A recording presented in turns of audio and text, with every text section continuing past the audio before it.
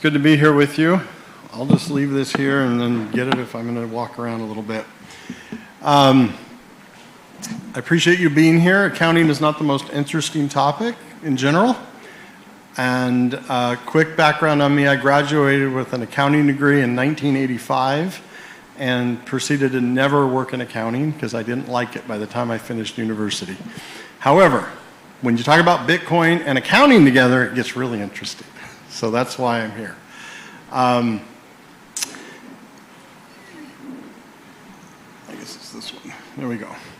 So the thesis of this presentation today is that when you try to measure financial results in Bitcoin, you can't do it the way we do it in fiat. We have a broken ruler in fiat, basically. And so anything you measure is wrong. It just doesn't come out, it doesn't work, the model's incorrect.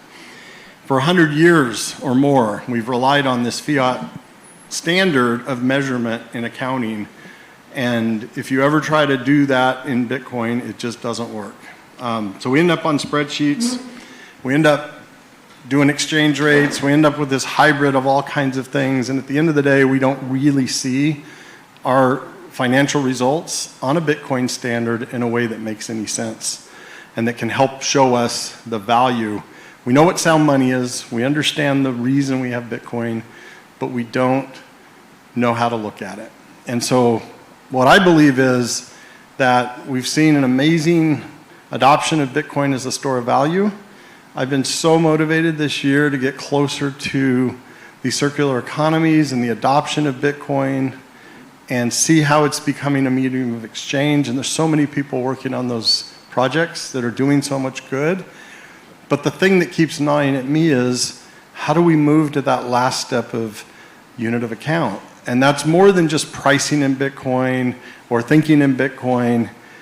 We need tools. Just like you couldn't do layer 2 payments and do them privately and fast on the blockchain, we needed that layer. That enabled the medium of exchange that we are seeing adopting today. And so what I'm passionate about is figuring out how do we build the tools, whether we need them this year, next year, in 10 years. Low time preference, but they need to be built. It takes time, and we're learning layer on layer as we do this. So that's what I'm excited about. Why BitBooks? Because truth matters. Bitcoin is the most true, transparent, non-changeable financial protocol that has ever existed. We have true money. We have a machine that operates on truth. And we just heard about that, and we've been hearing about it all day. Accounting is intended to be the truth of showing what happened in our businesses. The problem is the accounting systems of today do not allow that to happen. And so combining these two thoughts together into BitBooks is what we're all about. How do we take sound money and sound accounting practices and merge those together into a tool that can change the way a business understands how they make money, how they accumulate assets, and how they create value. The way we are looking at this is in terms of layers. We're all familiar with layer 1, basically the blockchain. It's secure, it's unchangeable, it is transparent. Layer 2, payments, they're private, they're fast. And what we see is that this application layer, which we see BitBooks as part of that application layer, and there are other applications that need to be built for trading and trade credit and a variety of different things, and people are working on those in the space. I've come to know them, and I'm amazed at the work. But all of these application layers provide useful and insightful information about what goes on in layers 1 and 2. By design, layer 2 is private. If you do Lightning transactions, you've realized that there isn't much information. Often you can't remember 3 hours later what the transaction was for, who you paid, what you bought, why you did it. And that's even worse when you're in a business, when you need to assign it an income category or an expense category. You need to figure out who did you pay, because you might need a report later. So how much did I pay this vendor over time?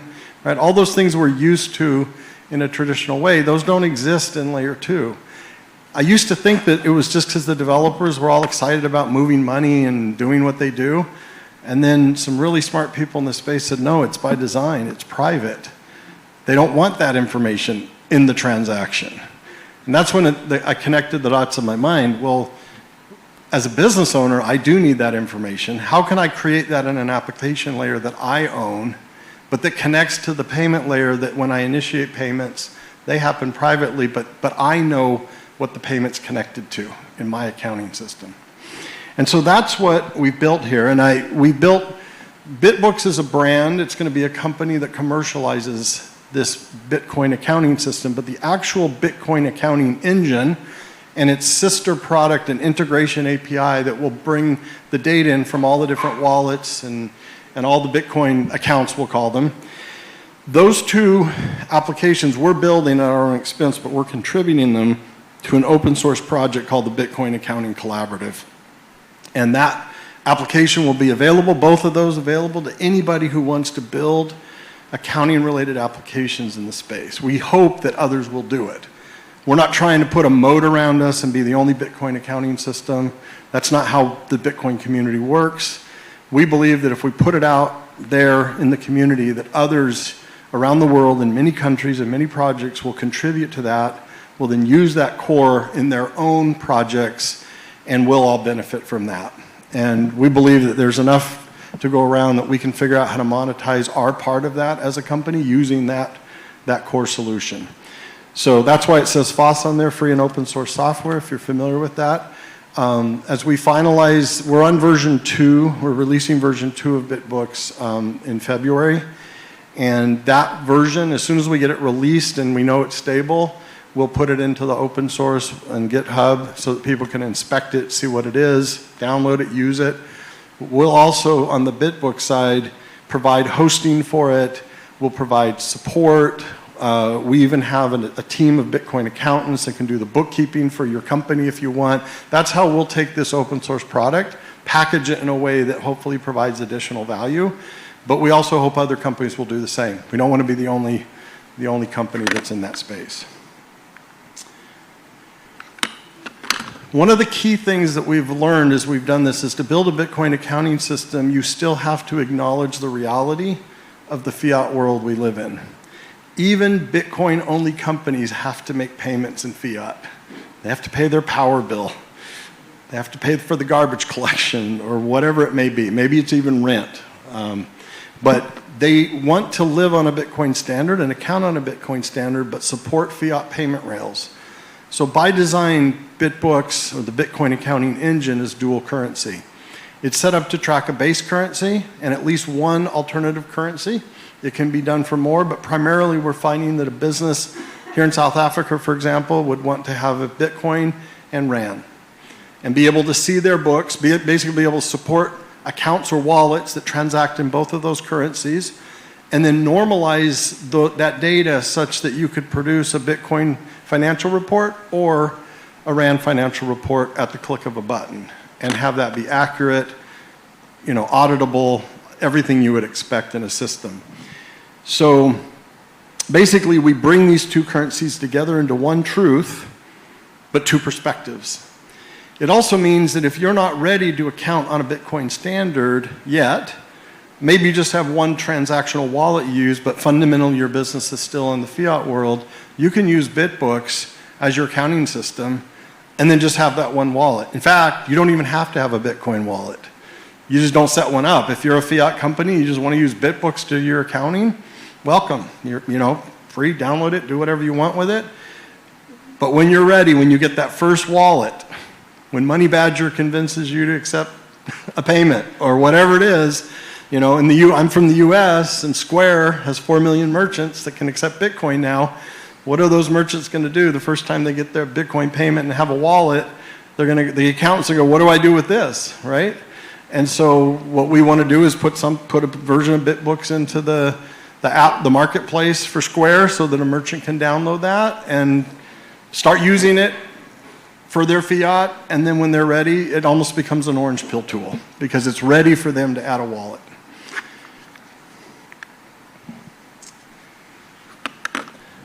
A Bitcoin P&L. How do you see the future today? A year and a half ago when I started to build this product and I wasn't sure if I wanted to do it, what I did, I had some mining operations and I realized that I was keeping all my spreadsheets in fiat. I literally was converting the daily Bitcoin earnings into fiat to track my P&L on those businesses. And I realized that, yes, I had dollar expenses because your hosting costs are in dollars.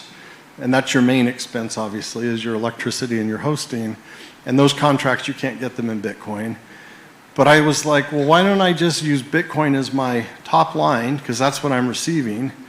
And then I'm going to keep track of my costs in Bitcoin. Even though I pay them in fiat, I'll convert them back to Bitcoin and understand how much Bitcoin profit did I generate as a number each month. It's a small little subtle thing to do that, but I did it in a spreadsheet. And that's when I realized I just have to build a little system that does this. And so I built the first version of BitBooks. I didn't build it. My brother did. I'm not technical. I'm an accountant and a software guy in terms of business ideas, but not programming. But he built it, and it was just amazing. We connected it to the Ocean and the BTC, which are the two pools that I'm affiliated with, brought that data in, connected it to CoinEx, which I happen to use for my USDT payments that I have to make to my hosting companies, because they want that in stablecoin. But as soon as I did that, I could see the P&L. It was all automated, and it blew my mind because I saw what I knew theoretically, which is things always get cheaper in Bitcoin. But at that particular time, we were having a nice run-up, and it was costing me less and less Bitcoin every month to pay the same hosting bill in dollars that was the same amount. And I was keeping more Bitcoin on my bottom line, which happened to be worth more in dollars too, but that wasn't even the issue. The excitement was, wow, this is about stacking sats, and I'm doing more and more of that, and I can see month to month what's happening. And that's when the light came on. I go, okay, this really is something that everybody needs to have the experience. It's real. And so what we're hoping to do is take sound money and capture the productivity gains that come, as well as the valuation improvement, the purchasing power increases that we all know about, and capture that into a visible solution that you can see what's going on in your P&L and your balance sheet. So why do businesses hesitate? And I'm probably not the best person to talk about this. Herman probably is much better. He's got a lot more experience in circular economies and onboarding merchants and consumers and everybody to a circular economy. But from an accounting perspective and just a practical business perspective, a lot of businesses hesitate because they don't understand the volatility. They're in this other mindset, and they're just not sure how it's all going to work. They get the concept maybe of the digital gold, the store of value, but as an asset that just sits on their balance sheet, not as a currency or something they would use day to day and transact in. And so what we're trying to do is transition or bridge from that to give them tools that will let them see and even manage that volatility. For example, when do they pay their vendors? Based on maybe a vendor who is requiring fiat. Can we give them tools that help them understand timing, when to restock inventory? Can we give them tools to help them know how to adjust their pricing according to their real costs, whether in Bitcoin or in fiat? Some of you may have tried to do this in spreadsheets, or at least in your mind you've tried to do this, and it's hard. You get twisted up pretty quickly in trying to figure it out. And I think until we can figure it out, we won't get unit of account adoption, and it'll stagnate. And so that's what we're trying to solve. We don't have all the answers. But what we're trying to do is a headline that says BitBooks makes Bitcoin usable as everyday money. So we have payments. I talked about those layers. We have payments. You can do it. You can transact, but it's not really usable yet in the way that we have to account for things in our businesses or even our personal side. So we do have the vision of BitBooks having a BitBooks Personal, I don't know if it would be branded that, but a personal financial management version of BitBooks that people can manage their own personal budgets and their own money and their own personal transactions, which is similar but different than how it works in a business. I'm going to skip this slide just for the sake of time. So this slide is really rough. It's more of a future idea of how we could help calculate your real cost in Bitcoin and help you set smart prices. I kind of alluded to this, but it's this idea that we can take the data that we now have and the understanding of that Bitcoin versus fiat and start to help a business manage in this dual world that they have to live in. Hopefully we'll all be on a full Bitcoin standard eventually, and that'll go away, but there's this bridge we need. And so we're trying to build those tools. If anybody here is working on those problems and would like to collaborate and want somebody who will invest in the software side of building those tools, we'd love to collaborate with you. Those tools will go into the free and open source so the whole community can benefit from them, but we're happy to invest with you in doing that. But we want to take the guesswork out of it and protect against the downsides if possible and not make you feel like you're a Bitcoin exchange, essentially, subject to the ups and downs of Bitcoin prices. It was mentioned earlier that we have this goal this year to donate 1,000 instances of BitBooks to the circular economies or other NGOs in the space. Basically, people that are nonprofit or that are in their efforts are helping. It may be a profitable business, and that's okay, but if they're part of a circular economy project, then we will donate forever a free license to them. No cost. We'll help support it, host it, take care of it. We just feel like that's the least we can do for the community. Selfishly, we're going to get a lot of good feedback, make the tool better, obviously. But first and foremost, we're just inspired after attending Adopting Bitcoin in El Salvador a few months ago.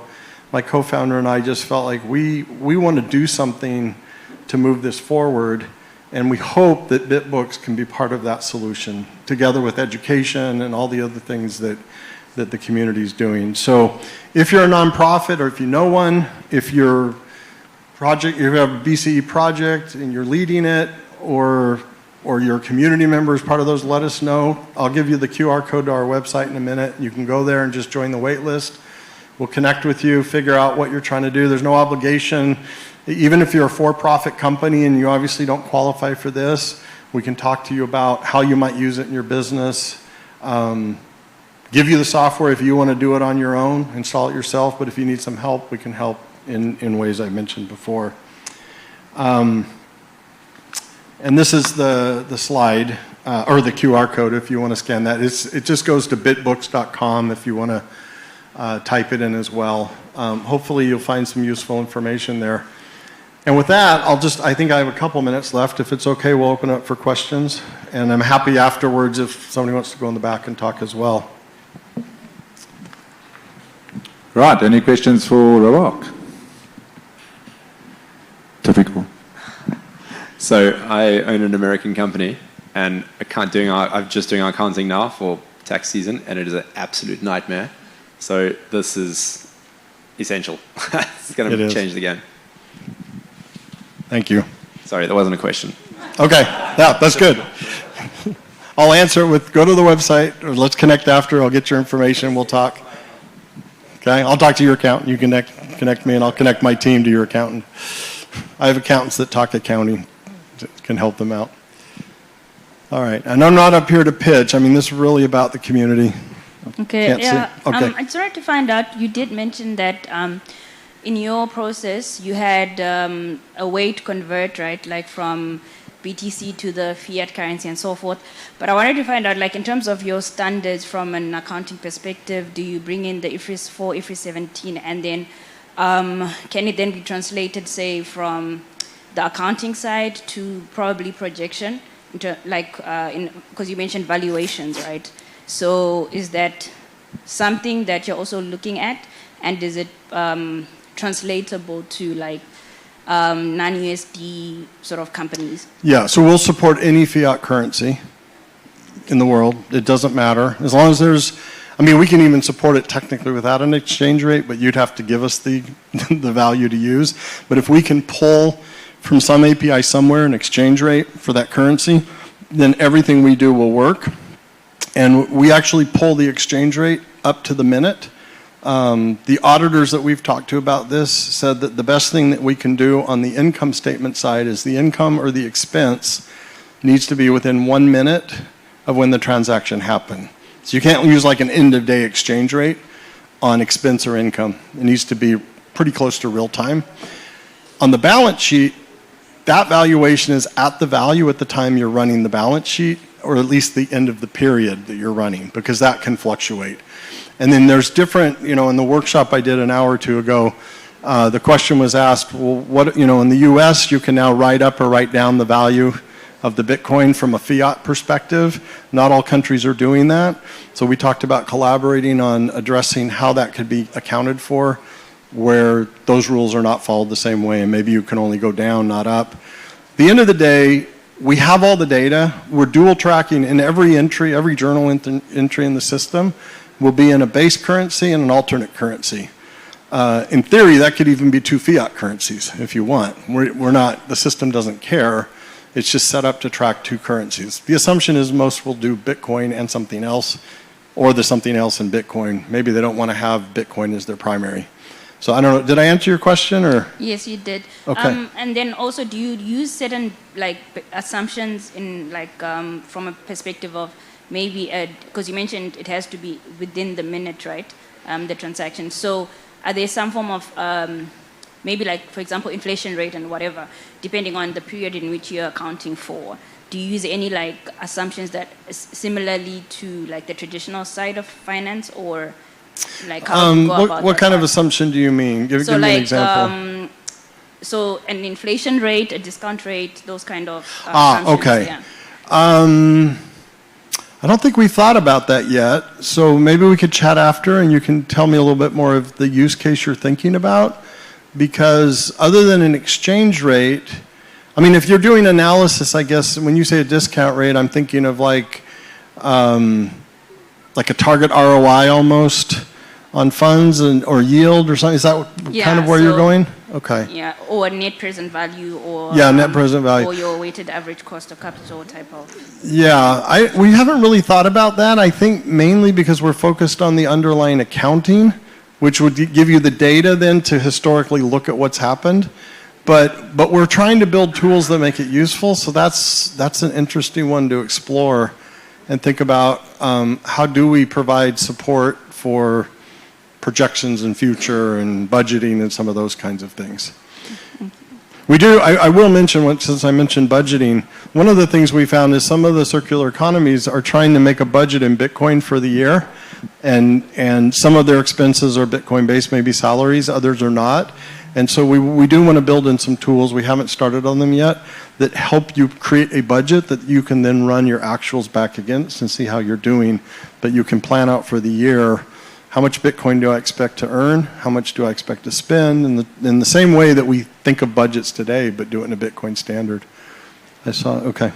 Yeah, I'm not an accountant, but just on the accounting standards. So if you've got US accounting or UK accounting standards, or in South Africa, IFRS for SMEs or whatever, is that all there? How does that? So it's not. We're largely using GAAP to start with, but I know there's an international standard that's similar to GAAP in the US.